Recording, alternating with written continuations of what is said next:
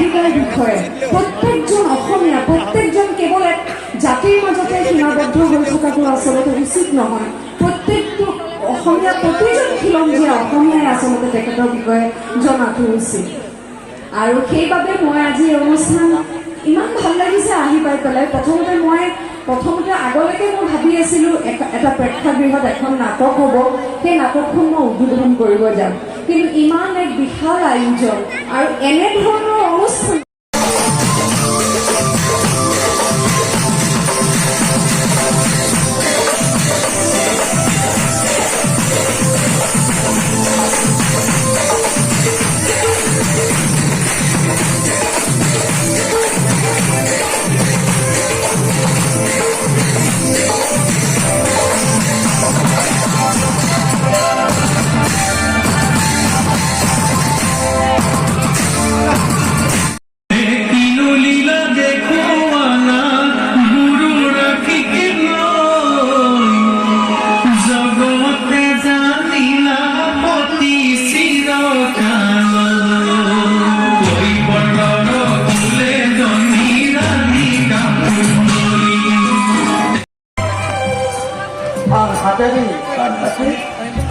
তেওঁলোকক যি অৰ্থাৎ পৃথিৱীলৈ পঠোৱা হৈছিল সেই সময় পাই শেষেই কৈছে। গতিকে স্বৰ্গই দেৱতা পুনৰ স্বৰ্গলৈ অনন্ত আৰু দাদা সেয়ে পূৰ্বতে তেওঁলোকক কেৰুল ৰাখি স্বৰ্গলৈ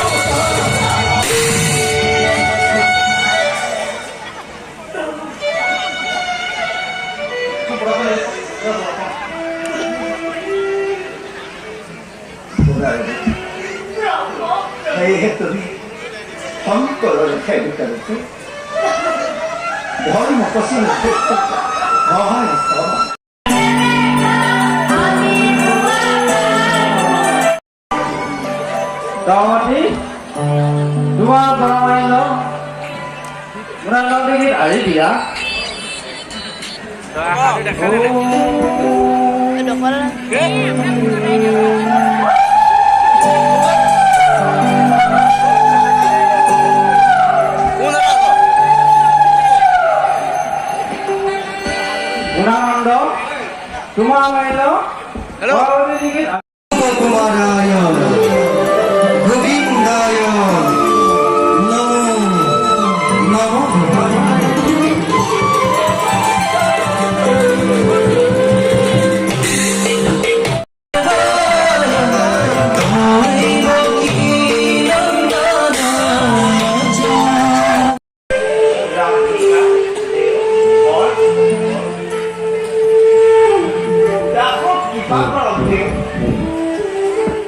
গংগাত দৰ্শন কৰিব সময়ত আপোনাৰ লগতে আই ৰাধিকাকো দেখা পাইছে দেউ।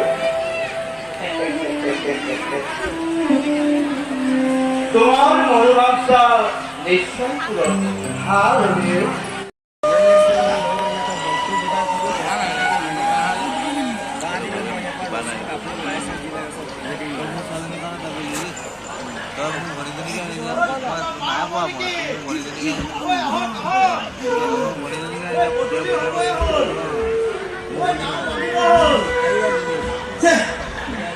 আজি পুৱাই পুৱাই দেখিলো এজন মানুহ নাই, কি যে হব। কোনোবা যাব নেকি? আহক আহক, গধূলি হবই হ'ল।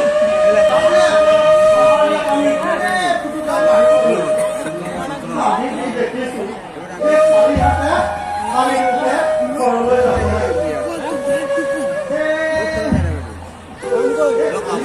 লাগিব। ঘৰলৈ গ'লে আমাৰ খেৰজনীয়ে সোধাই এৰিব। শুনাৰ আগতে কৰি লগাই পাওঁ পিছে কি হয় দেখা পাওঁ।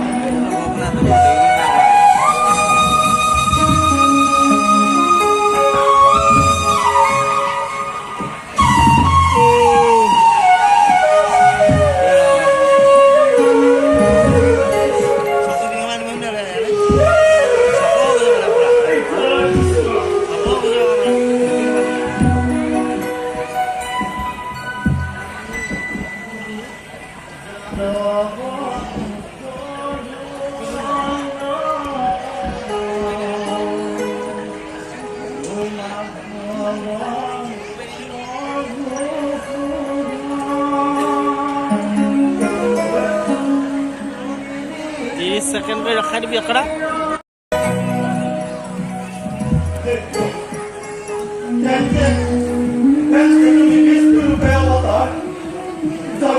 কল্যাণকারী মুক্তিদাতা সৰ্বজোগাকৰ কৃষ্ণ। হয় হয়, এই অধৰ্মে নাজানি কি ভুল কৰিলোঁ।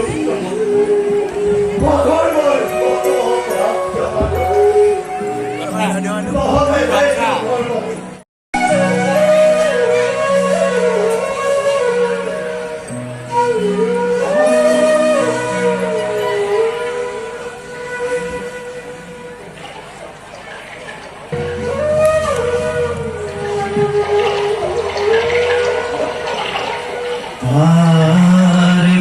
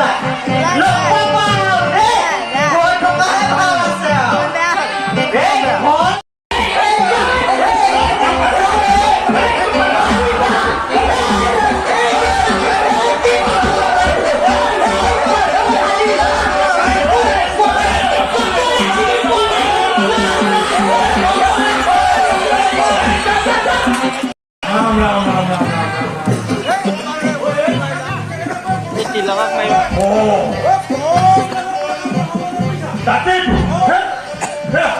মই দূৰ চাই বুলিহে ওলাই আহিছিলোঁ বাটতে দেখিলোঁ নহয় কাজিয়াখন তাকে দেখি মই লৈ গ'লো পিছে তুমি কোন ধৰিছ হয় নেকি আমি কিন্তু দুইজনকে কথাই যাছিলোঁ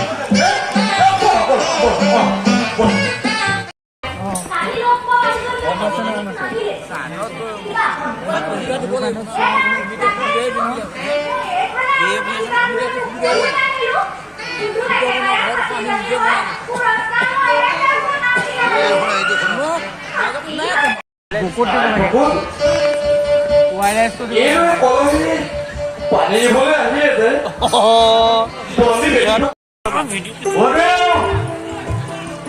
বোলো ঘৰত আছেনে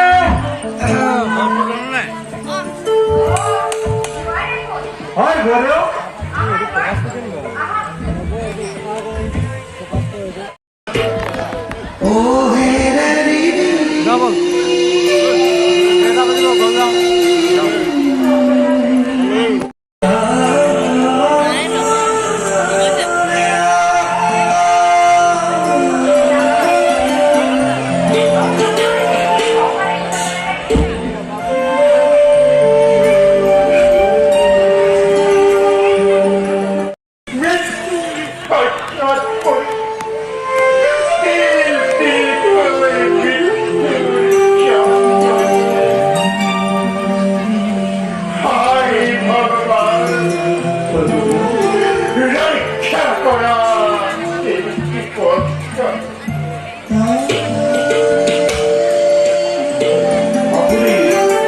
ইমান অধৈৰ্য্যটো কিয় সৰ্বদেউ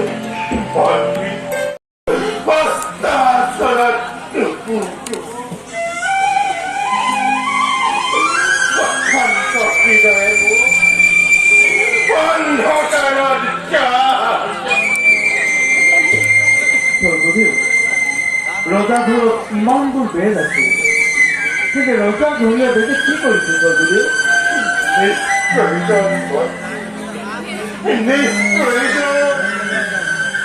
সেতিয়ালৈকে কোনো বেজ বাকী থকা নাই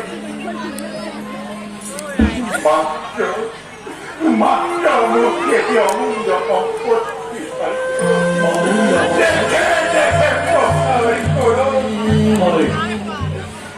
ৰাণী নামত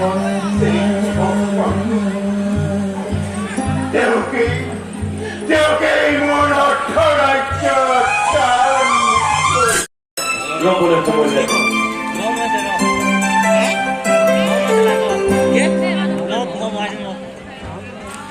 এই ৰাণীৰ জলান্ধৰ বেমাৰ হৈছে আৰু দৰৱ পাতিবলৈ এগৰাকী সতী তিৰোতা লাগে তুমিতো জানাই মোৰ দুগৰাকী সতী তিৰোতা আছে তাৰে এগৰাকী আনি ৰাণীক উদ্ধাৰ কৰিছে আৰু ইয়াৰ কাৰণে ৰজাই কি দিছে জানানে আপুনি এইবোৰ কথা ঘৰলৈ গৈ বিৱৰি নকবগৈ কিয় আপুনি কব যে ৰজাই 100 প্ৰতি ভজা এগৰাকী সতী তিৰোতা বিচাৰিছে 100 প্ৰতি ভজা সতী তিৰোতা তাৰমানে 100 জনৰ লগত খলি গলি কৰা তিৰোতা আৰু আপুনি অলপ অভিনয় কৰিব লাগিব কেনেকে কৰিব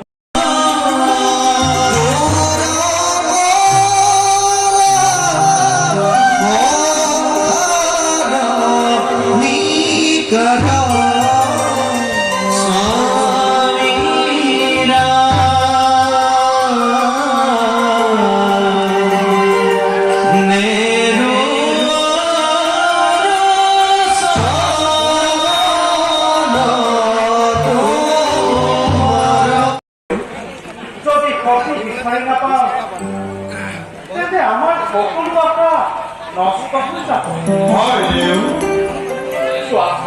দেউ চোৱাচোন হৰি দেউ ভকত বৃন্দৰ তেওঁটো মানে জান ৰন্ধন কৰে কিবা হয় দেউ বিশ্ব তোৰ মাজত কোনো ক্ষতি বিচাৰি পোৱা নগ'ল দেউ গতিকে নিশ্চিতৰ মই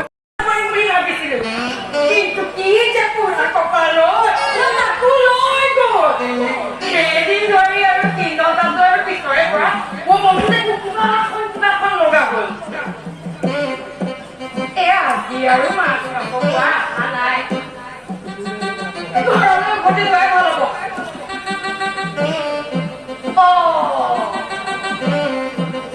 অংকিতা পুনৰ চপৰাই মাছ মাৰি মাছ মাৰি আছে তোক কৈছো নহয় শুনা নাই মাছ নাহে নাহে নাহে নাহে বেচেৰা হৈছে বৰ ক্লান্ত হৈ পৰিল এফালে পেটৰ ভোক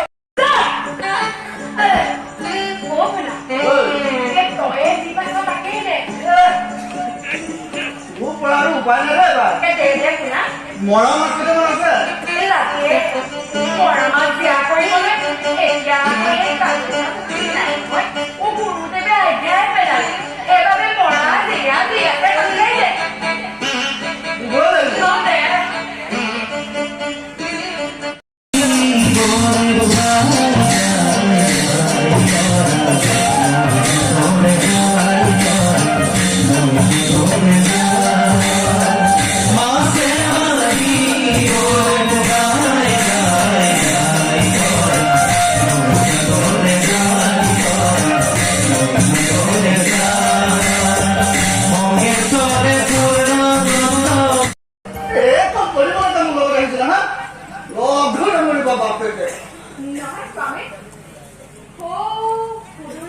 ইমানবিলাক মানুহ দেখিছো তাত কিবা মেৰ হৈছে নেকি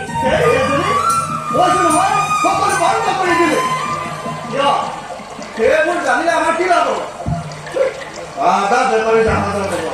নহয় নহয় স্বামী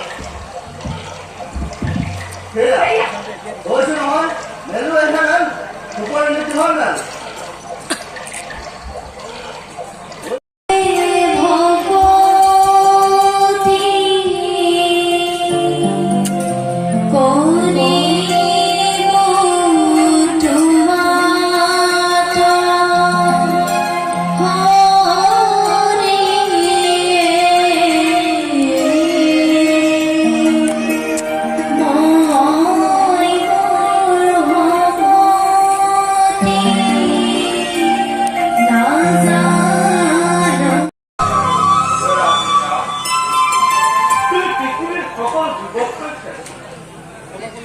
তোমার প্রতিত্ব হল গঙ্গায় নিজে হল সারা দিতে হল তোমার বরফ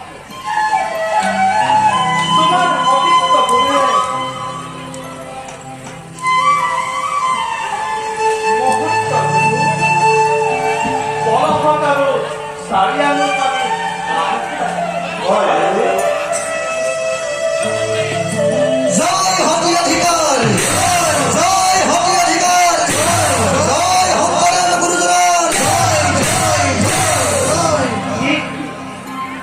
চাৰিওফালে